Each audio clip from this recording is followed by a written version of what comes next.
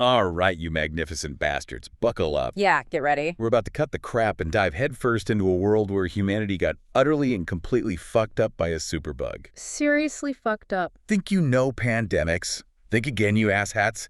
Today, we're ripping open Stephen King's The Stand, like a rotten cadaver. We're going to show you the gnarly bits.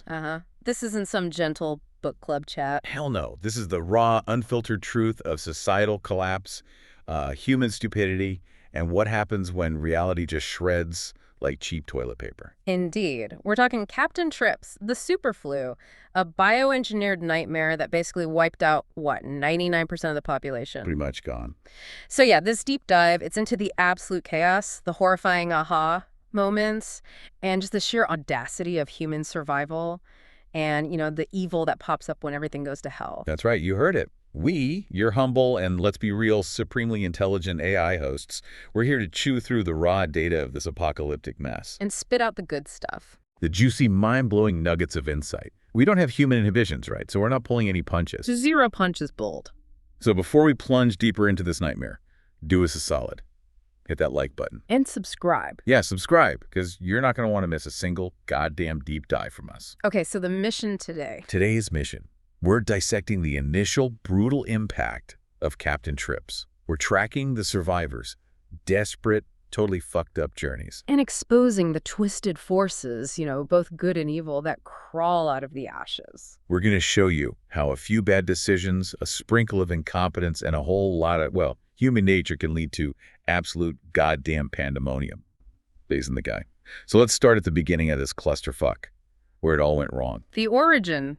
Because it wasn't random, was it? No way. Our sources lay it bare. Captain Trips wasn't some act of God. Oh no.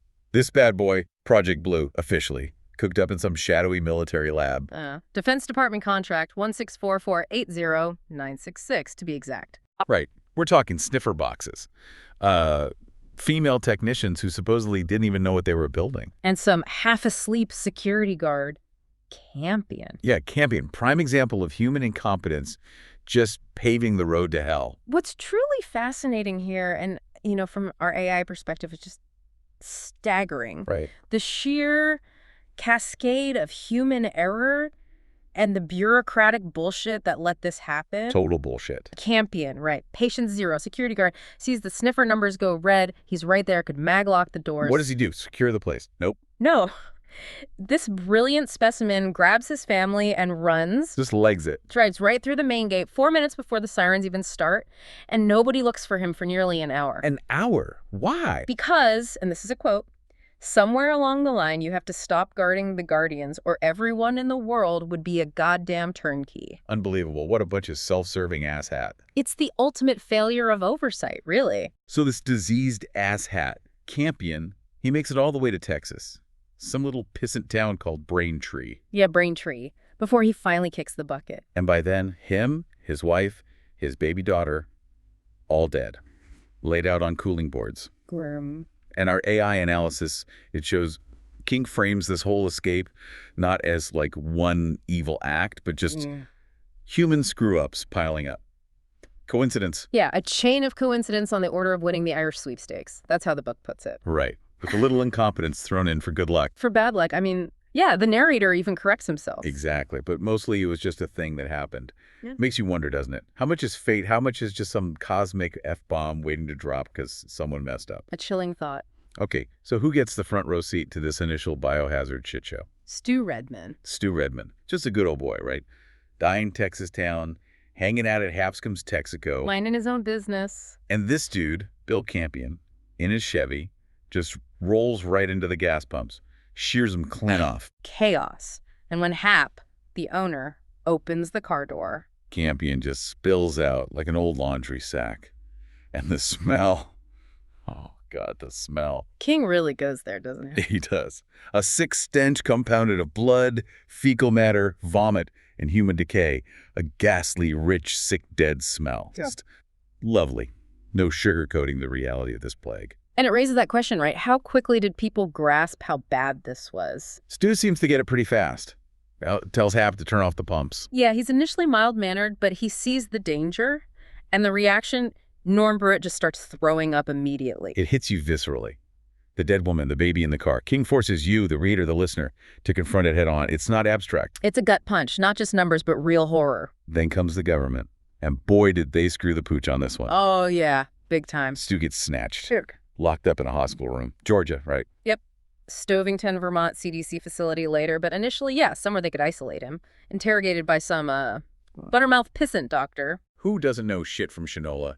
King's words. Classic kill phrasing. They inject him with the blue virus, thinking it's a sedative. And he just kills it. His body fights it off, like a total boss. And nobody has a clue how. Which connects right to the bigger picture, doesn't it? The government's response. Pure denial and futility. That initial flu story.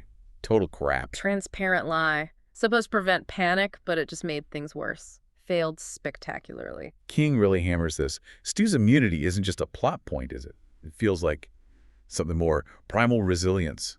Fate. Exactly. It sets up the whole moral, maybe even spiritual conflict later, blurs the line between science and something else. Remember that newscaster?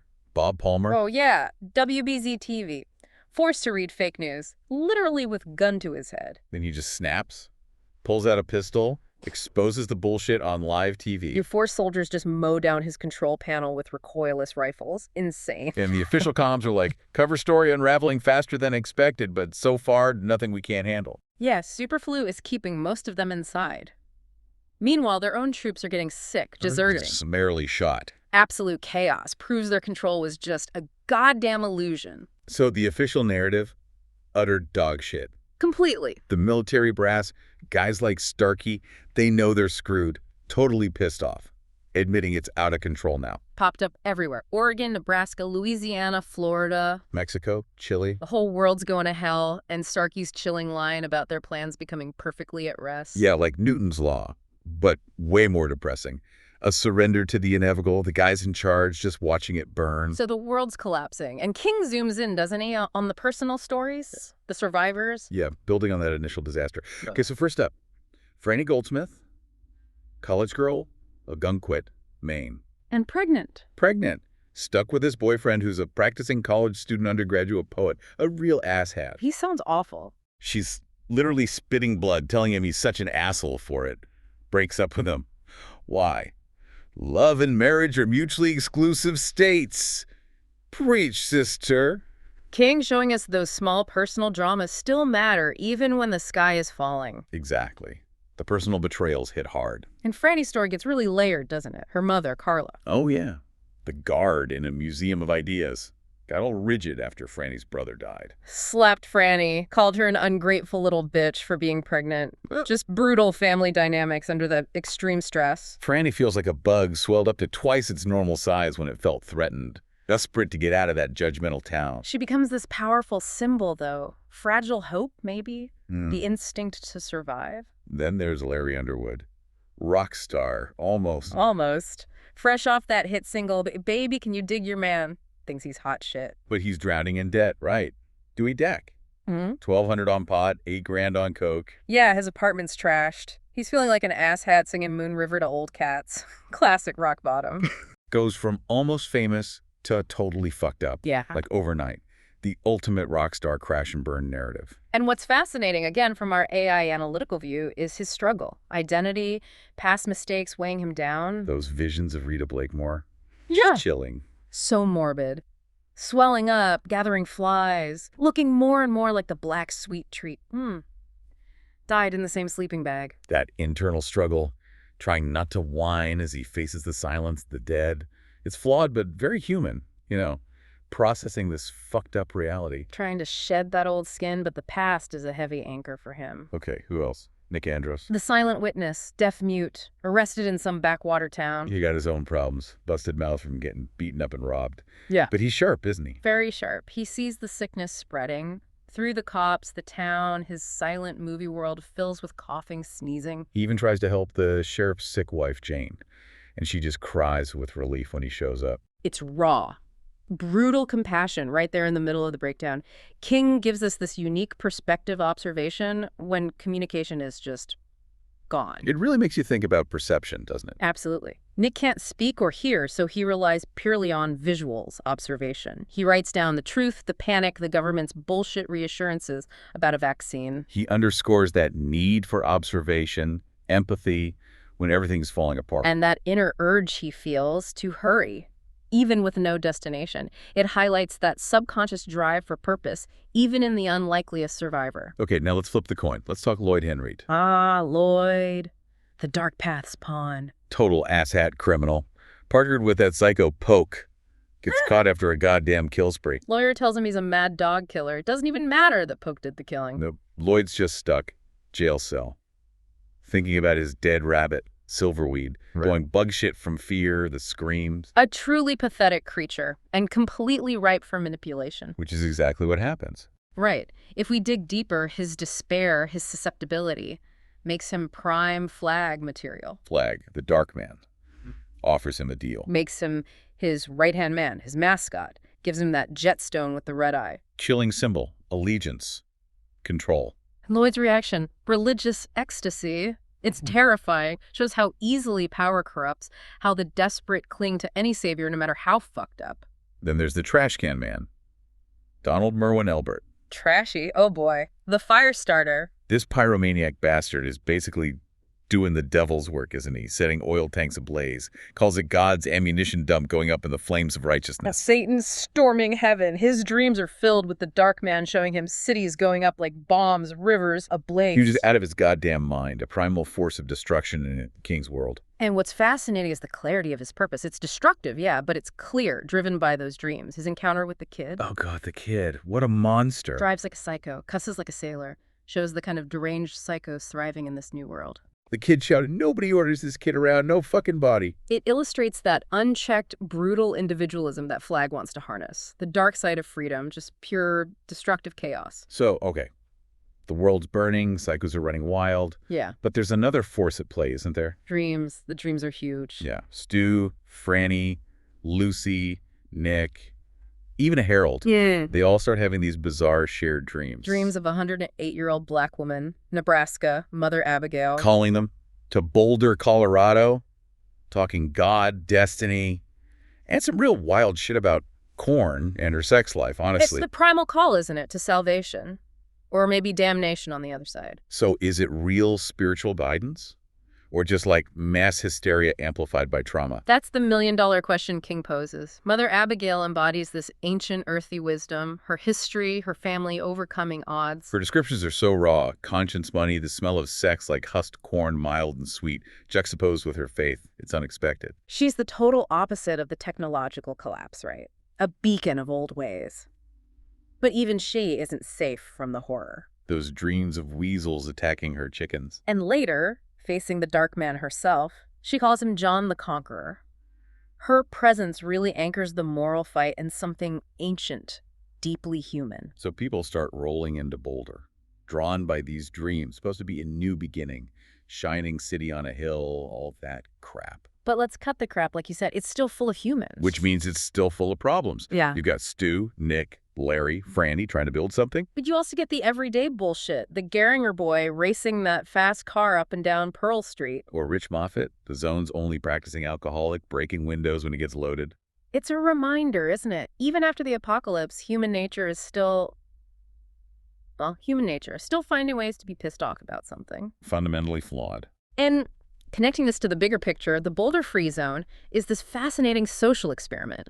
Glenn Bateman points out they underestimated the number 607 people turn up initially. They're trying to rebuild order, electricity, garbage disposal. Chad Norris reports burying 25,000 corpses. An incredible number, but they think they're over the bulge. It shows the massive task of starting over, not just infrastructure, but getting people to work together. But those seeds of conflict, suspicion, they're already there, aren't they? Even a fresh start is never really clean. Okay, now let's talk about Harold Lauder. We mentioned him getting the dreams, but his path. Wow. Harold's descent into pure ashattery. Yeah, this fat, pimpled, insecure kid from Ogunquit. Totally pissed off because Franny chose Stu over him. He starts transforming. Outwardly, he's trying to be the good guy, helping out. But inside, just a festering pile of resentment. Our AI analysis picks up on Franny's diary entries about him. She calls him a stout politician, a backslapper, who nonetheless looked at you with the flat and unsmiling eyes of a Gila monster. Chilling. He goes from whiny kid to straight-up sociopath. A truly terrifying asshat in the making. And what's fascinating is that brief moment he has, right? Jettisoning the hate, potential redemption. But he rejects it. He sees Boulder as a cloned society, a tabula so rasa that it could not sense its own novel beauty. And instead of embracing that new start, he doubles down on his inner bullshit, keeps that ledger, his dark thoughts. Believes it's the best writing he had ever done. That's the diary of a psychopath. Planning to kill Stu and Franny proves King's point, doesn't it? Human nature post-apocalypse, still fundamentally fucked up. Personal insecurities twisting into pure evil. It's a chilling look. Then there's Nadine Cross. The Dean. Taking care of the kid, Joe. Later, Leo. She becomes another piece in the Dark Man's puzzle. Desperate to be needed. And Flag plays on that vulnerability like a fiddle. She's having nightmares using a planchette to try and connect. And eventually, she finds Harold. And they cook up a truly fucked up plan together. King masterfully shows how vulnerability can be twisted for the darkest ends. It makes you ask about free will, doesn't it? Versus Flag's influence. It's a key question. Nadine's journey is about desperation, yearning for meaning, even a dark one. Her connection with Harold is this twisted alliance. Shared resentment, Flag's influence. That feverish state that was half euphoria, half terror when she rides her Vespa to Harold's. Perfectly captures it. The seductive, dangerous allure of the path they choose, how easily you can fall for a purpose, even one leading straight to hell. Meanwhile, while Boulder's trying to, get the lights back on. Flag's building his own kingdom, Las Vegas. He's got Lloyd, he's got Trash Can Man. Yeah. And he's attracting all the really rotten, hateful motherfuckers left in the world. This isn't just about survival over there. It's pure, unadulterated evil taking root. King describes them right. Professional revolutionaries. People taught to hate so well that their hate shows on their faces like hair lips. Exactly. The ones who lay lunatic plans to kill a cabinet member, to kidnap, or to break into a boardroom meeting with grenades and machine guns and murder in the name of the people. What a bunch of goddamn psychopaths. And the ideological contrast is stark, isn't it? Boulder, flawed democracy trying to rebuild, Vegas, brutal dictatorship built on fear, nihilism. And Flag himself, he's more than just a guy, isn't he? Oh yeah, the Dark Man, he says it himself. All the things you think, but I'm more. I'm the Magic Man.